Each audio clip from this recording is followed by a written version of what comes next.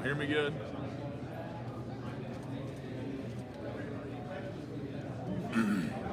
All right, go ahead. Questions for Ben Boulware. I saw you posted on Twitter that the motto for this year was to let biscuits off break. Absolutely. What a great song. Where'd that come from? I think I was just working out, and I have a workout playlist, and that one popped up on the workout playlist. I'm hitting the treadmill, and then I played it one more time, and I looked at the lyrics, and I was just like, man, that's going to be our motto this year. And so I got some shirts made for the guys, got some hats made, and I just feel like this is a small thing that the guys would like, just to have some sort of motto. And yes, I mean, and I've always listened to Limp Bizkit. So it's a freaking banger of a song. It's a great workout song. So I felt like it fit our group well. Where did the Meathead University thing come from? I think I made that up as well. Our group thread with the backers is called that, and I just made it up. Literally no cool story other than I just pulled it out of my butt, pretty much. Yeah. Ben, Tom Allen talks a lot about effort and fixing this year's group, not necessarily fixing it, but improving from what wasn't there last year in terms of 2024 to 2025. Whether it's effort or talent, what do you feel like was lacking that you guys have been able to implement so far throughout the summer? I mean, I think it's a culmination of many small things. There's not like one just like, hey, if we fix this thing, we're going to be an elite defense. There's challenges in how the guys prepared and how they worked in the off season, what they were putting in their bodies. There was challenges with coaching. There was challenges with player-led leadership. Like there's just, and the list goes on and on. You know, so it's yes, those are one of the things that we're obviously trying to improve. But I mean, for me, with the guys is I would say I'm trying to help them when it comes to preparation and just like finding that next level. You know, like Wade and Sammy are elite linebackers and super talented and gifted, and I would have loved to have been 6'3", 6'4", running a 4.5. You know, I probably wouldn't freaking be sitting here right now if I was the same length and speed that they are. But for them to like, man, there's another level that you can get to being an elite linebacker when it comes to preparation, when it talks to leading the locker room, communication, and so man, like I could sit here for an hour and say, hey, here are the 100 things that we need to improve. And there's really not one just fix, but we know of all those 100 things, and we're day by day, we're just nipping at the bit trying to fix them. So do you feel like regardless of who the defensive coordinator is, it's more of a one-on-one, that's where it starts in your mind to fix those things, if that makes sense? Elaborate.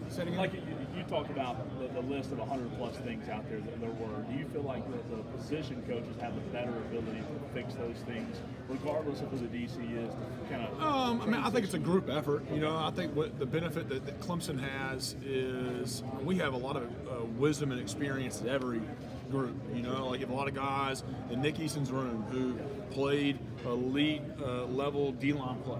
Chris Rumpler, Mickey Conley. Mickey Conley's got Nolan Turner, one of the best safeties ever played here. You know, so like there's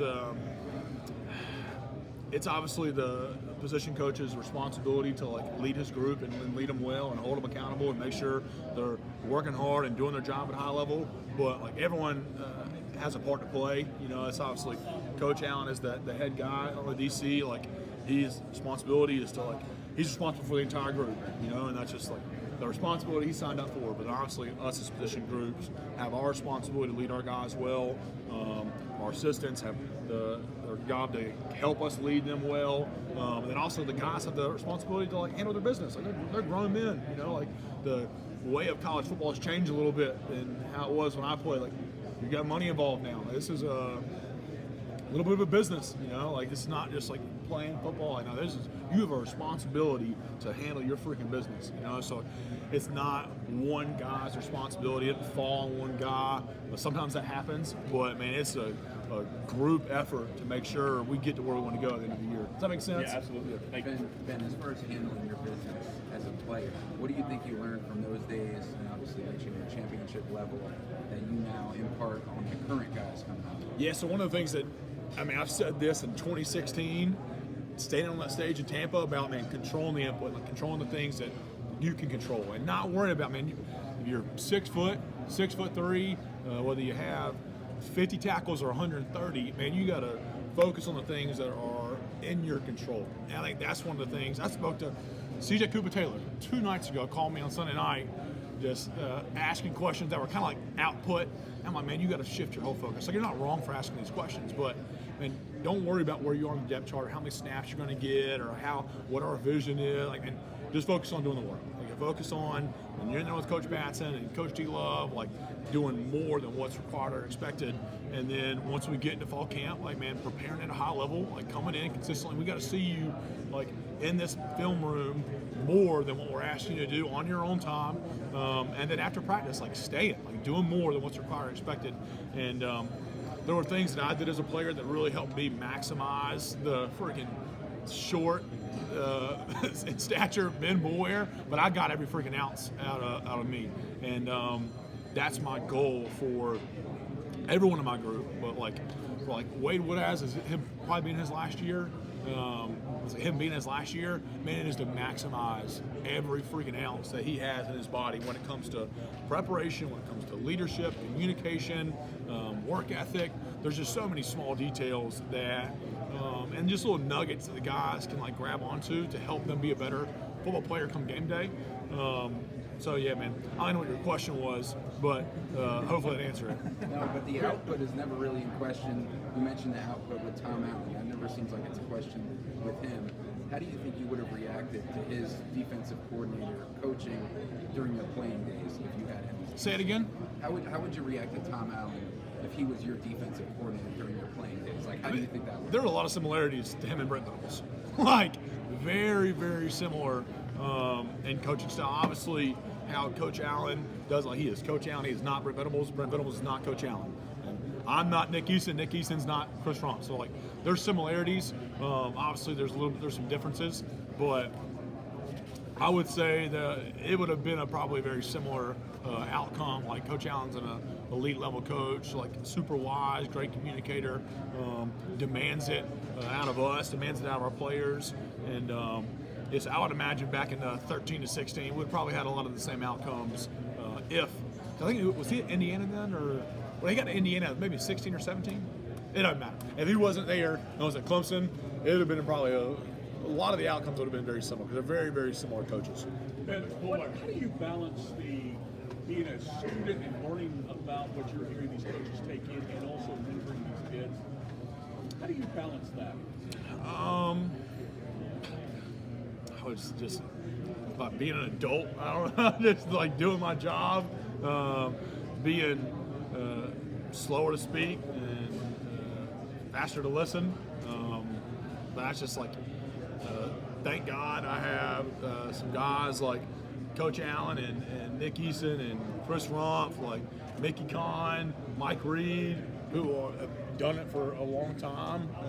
You got Lorenzo Ward, who's been at DC. We got a plethora of knowledge and experience in our room.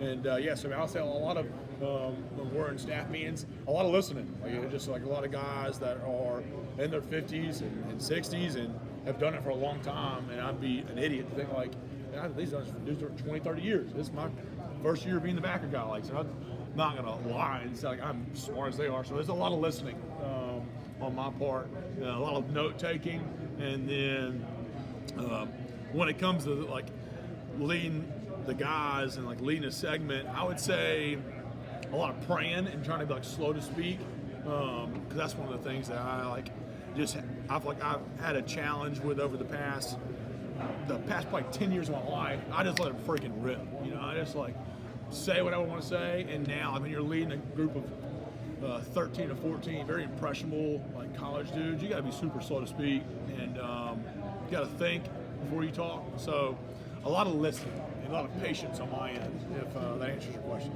Is that something you got from somebody, or is that something you realized yourself? I would say that's biblical for me. Just a lot of like reading the Bible, a lot of praying, a lot of good mentors and wise counsel in my life that have just spoken a lot of life into me. Like, dude, shut up. you sound like an idiot, or that was stupid for you to say that. Like, you got to be slower to speak. And obviously, some of y'all were here in my playing days, and I had some clips. And that's like, as the 21-year-old Ben, like most college dudes are meatheads. And over the past 10 years of life, it's just like, I've done a lot of leading people, and done a lot of communicating, and just got a lot of I've good wise counsel in my life that I have given permission to speak into me and help me be a better man, be a better husband, be a better father. So I would say that's happened from reading the Bible, doing a lot of prayer, doing a lot of listening to my wife, and then allowing guys that are older and wiser than I am to speak into me. In terms of being slow to speak, Dabo told us you were coming as a volunteer coach. You said you've been a bad fan, but you hope you be a better coach. Yeah, I don't know anything about that. Yeah, how much was that just your passion in terms of wanting to see things be better, and is it better applied to ABS? Yeah, maybe. I'm assuming it's because I was very vocal as a fan. Like, if we would lose a game, I'd speak up, and we win a game, I'd speak up. So, yeah, I'm obviously passionate about Clemson with my history here and my family's history here. Like my grandpa played here. I literally have my grandpa's jersey from the 50s in my office. And then my parents, my older brother, little sister, cousins. So Boulwares are very passionate about Clemson. So when we're not playing at a high level, I was, as a fan, going to speak up, and now as a coach, I'm going to definitely speak up. So that passion won't ever change. Hey, I'm not sure I like when you looked at me when you were talking about 60-year-olds. Yeah, really, I'm sorry. Yeah, yeah. All right. Tell him I'm bad, Rich. But I wonder, I know you've talked about the things you learned in sports when you made the transition to be a founder of the hit studio, Junkyard. What have you learned from that has helped you now as a coach? Yeah, so I think of it like riding a bike. When was the last time you rode a bike? Actually, a bike on the side of the road. Yeah, that's been a while. Been a while. Yeah. So imagine that it's taken you, you've ridden a bike in a couple of years. Say it's 5 years, you've ridden a bike. But throughout those 5 years, you've done a lot of things like changing a bike tire or learn how to change the brakes on a bike. And like every single day, man, you're like, learn how to change a tire or like learn how to grease the brakes up or tune up the bike. And also imagine when you used to ride a bike, you were the best bike rider in the country. Like, you were the MVP of riding bikes. And it's been 5 years since you've ridden a bike, but over the past 5 years, you've done a lot of things to like improve your craft on bike riding. So if I asked you today, could you go ride a bike? You say, damn right. I'll ride the freaking mess out that bike. And that's the same for me, man. Like like it's been a couple of years since I've been involved, but over the past couple of years in life, like I've done a lot of leading people. Our business has been 70 employees. Like leadership's leadership. Leading people's leading people.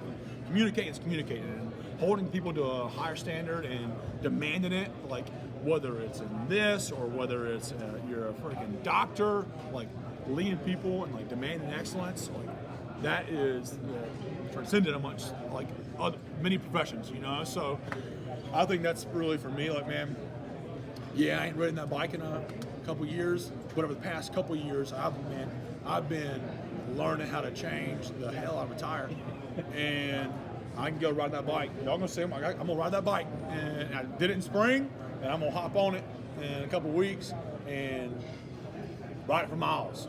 And yes, I mean, it's allowed the transition to be super smooth. To that point, when that door opened again, having the break, having the time to step away, what was it like for you? And kind of walk me through how that door opened for you, and just the excitement when you got With the role? Yeah. Yes, I mean, one, I would say super thankful and appreciative of Coach Sweeney. I'm well aware that like situations like this and kind of like C.J. Spiller, like those don't happen a lot. And so one, man, just very thankful for him for believing in me and giving me the opportunity to lead the linebacker room. But yeah, man, just like whew, I'm gonna cry. I'm gonna drink my coffee so I don't cry. But I will say, man, just like it's full circle. It was, it was cool. Like, it was really cool. And Because this place means something. yeah, man. Always has. Oh, it's too early on a Tuesday for me to be tearing up, man. But it was cool. Like,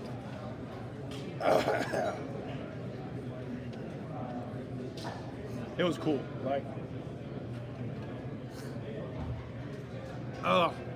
freaking weenie. Oh, little baby. A lot of y'all saw me play, so like, We saw you at Tampa. yeah, man. So to now, like, How do you go about be back in this position is cool. Like, it's like just a full circle moment for me, and no other way to explain it other than just being like, whew, thankful for the opportunity. When did you think you wanted to do it? I mean, when did Over the past couple of years, yeah. Well, me just kind of me and Coach Sweeney had talked over the past couple of years, and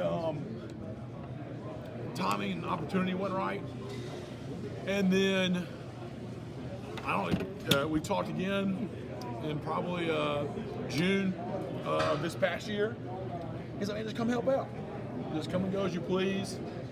And then so doing it for a season and learning a lot, and then just like, and then getting offered the opportunity to like be the backer guy. I mean, like, the 50-year-old Ben would regret deeply not. I mean, like, obviously making a very massive life change, but God, it would be full of regret if he didn't just jump in head first to this. You know, so the itch has always been there, but it was a timing thing for me. It was like an opportunity thing for me, and it just like when he offered me the job, it was perfect. I just like, yes sir, yes sir. watched you in the spring. The passion's still there. Yeah. It's just no longer you hitting people, you're teaching people how to do it.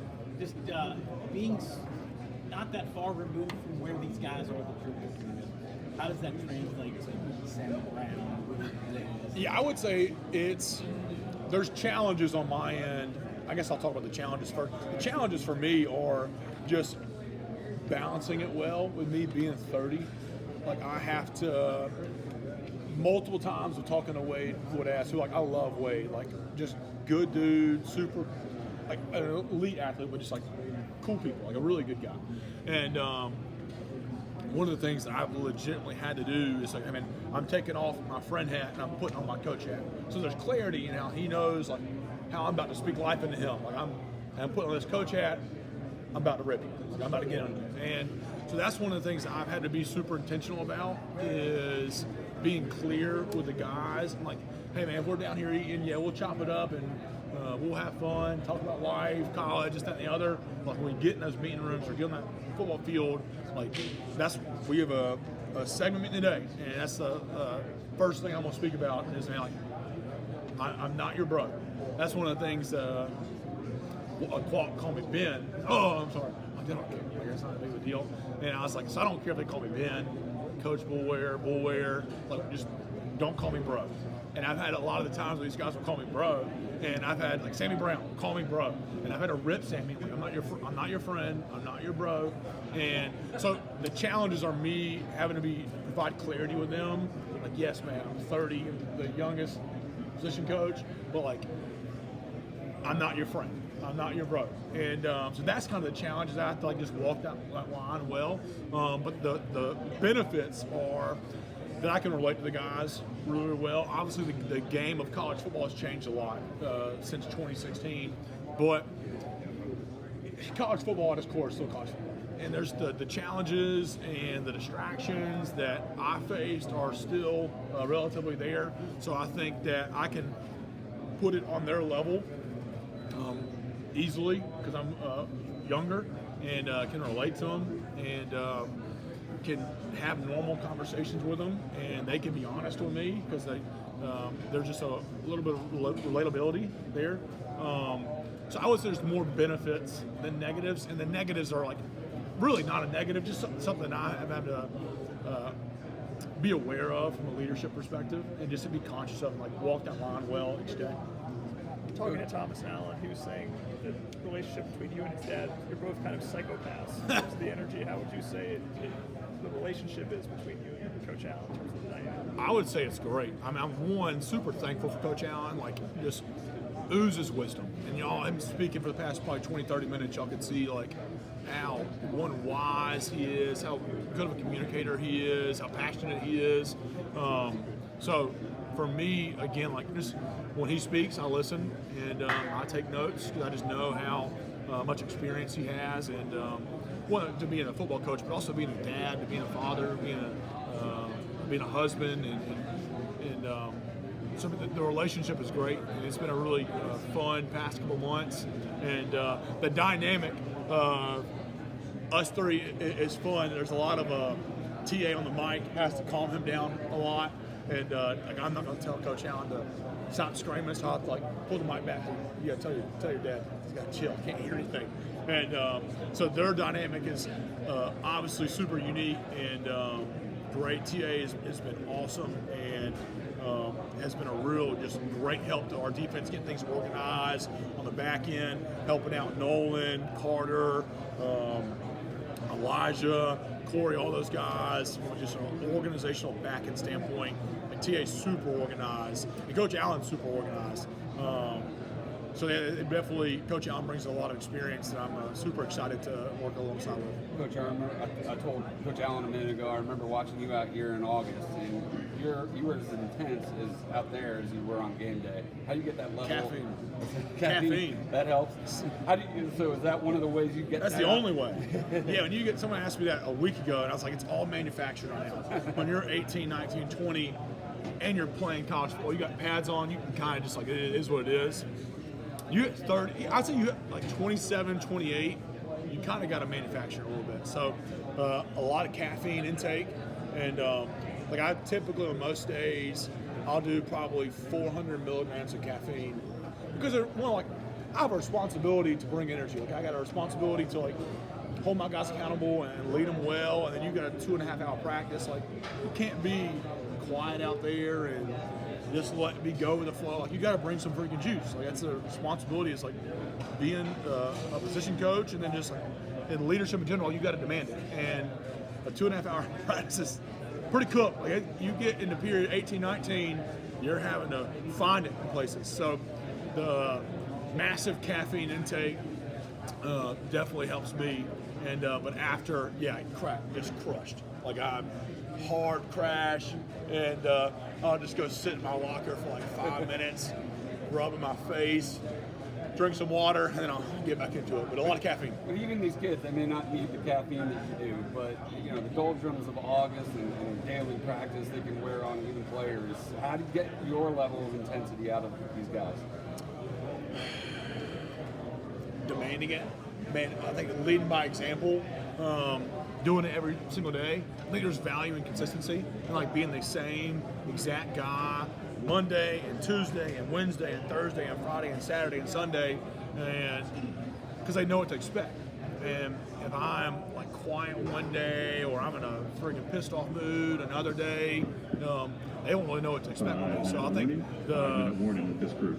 I am aware that I need to be super consistent, and now that I've done this throughout spring, like, and that's like what I need to do. So it's like that's my responsibility, and that's what Coach Swinney pays me for, to like lead the guys well, bring a lot of freaking juice, bring a lot of experience and knowledge when it comes to leading the locker room well, being a great communicator, freaking demanding it out of the guys, and then ultimately being an elite linebacker. You know, so like it's again like it's answering, it's being a freaking adult and like doing the responsibilities we give them to you. Talk about caffeine intake. What are your go-to methods? Is it just coffee, or is there other things? So I do. We got a little coffee machine that's got some miles on it. It broke about a month ago, and the whole staff was just so mad because that thing alive every single day. So what I'll do just a normal, it's like white beer, and then I'll do espresso to top it off, mix it up. I'll do one, and that typically eats me through the day.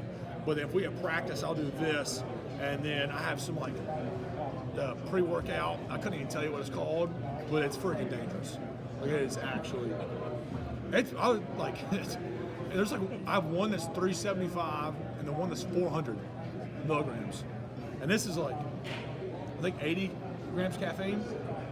400 is outrageous. I had a question. I'm like, dude, is this legal? Like, he was like, yes, it is all clear. You're good to go. And I'm like, I'm gonna have a heart attack. So I'm gonna do it until I have a heart attack. But until then, we'll have fun. But yeah, it's this has been my go-to. A lot of water just to make sure I'm hydrated well.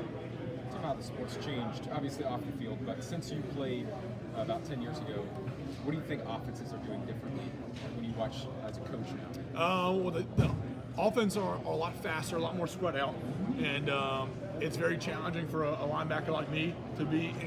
You have outliers that can be a 6-foot guy and running a 4.7. Like those guys can still be successful in this league, but I would say it's a little bit more challenging.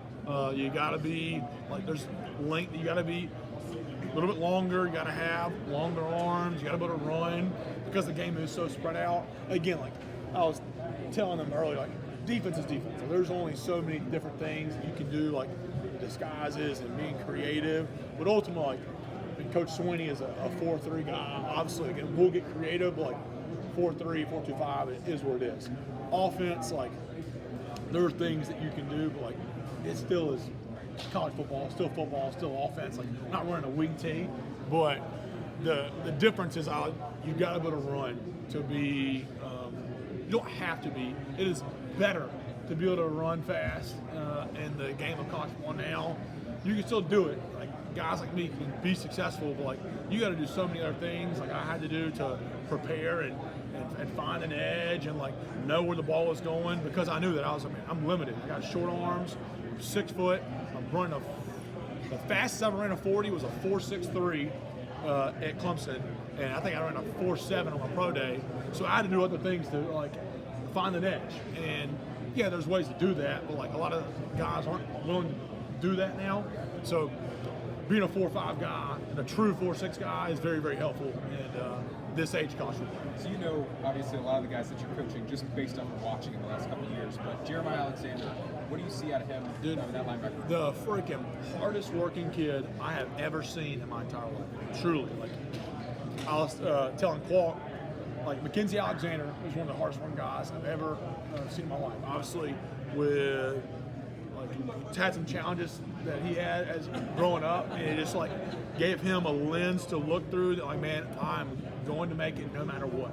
And I lived with Mackenzie for a little bit, and me and Mackenzie got into it because he just worked, and he put me through the ringer a couple times. So I always like, man, like Mackenzie Alexander, Gray Jarrett, the hardest guys I've ever seen work. Jeremiah Alexander's number one. Like the dude lives and breathes it. Like day in and day out, all he's doing is working his craft. And so for him, I'm just super pumped to see him experience some fruit in his labor because of how freaking hard he's worked. Like it's outrageous. He's leading the team in accountability points.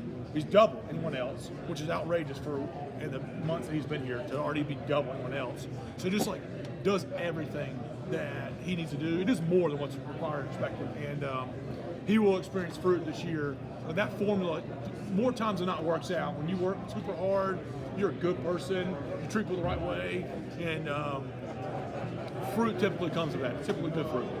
Seeing his career at Alabama kind of unfold, they kind of moved him around a little bit.